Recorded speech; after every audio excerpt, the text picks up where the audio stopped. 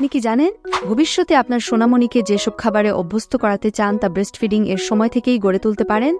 Breastfeeding এর মাধ্যমে মা তার খাবার দাবার এর সাথে বাচ্চাকে পরিচিত করাতে পারে। অর্থাৎ মা যদি চায় যে তার সোনামণি বড় হয়ে পুষ্টিকর শাকসবজি, মাছ এবং ফলমূল খাক, তাহলে মাকে ব্রেস্টফিডিং এর সময় এই খাবারগুলো বেশি করে খেতে হবে। এতে করে কি হবে, বাচ্চাদের ব্রেইন এসব খাবারের স্বাদ সম্পর্কে জানবে। বড় হয়ে এসব খাবার খাওয়া তাদের কাছে অভ্যাসে পরিণত হয়ে যাবে। এছাড়াও মা এবং বাচ্চা দুজনের জন্যই ব্রেস্টফিডিং অনেক গুরুত্বপূর্ণ। 14,000 বাচ্চাদের ওপর করা এক গবেষণায় দেখা যায় যে মা বাচ্চাদের ব্রেস্টফিডিং করিয়েছে তাদের ভার্বাল আইকিউ, পারফরম্যান্স আইকিউ এবং ফুল স্কেল আইকিউ বেশি ব্রেস্টফিডিং না করানো বাচ্চাদের তুলনায়। এছাড়াও আপনার সোনামণির দীর্ঘমেয়াদী ব্রেইন ডেভেলপমেন্টে ব্রেস্টফিডিং এর ভূমিকা অপরিসীম। এত গেল বাচ্চাদের কথা, এখন আসি মাদের কথায়। মা যখন ব্রেস্টফিডিং করায় তখন তাদের ব্রেইনে দুটো হরমোন নিঃসরণ হয়, প্রোলাকটিন এবং অক্সিটোসিন। অক্সিটোসিন হরমোন মার জরায়ু আবার পূর্বের অবস্থায় ফিরিয়ে আনতে সাহায্য করে।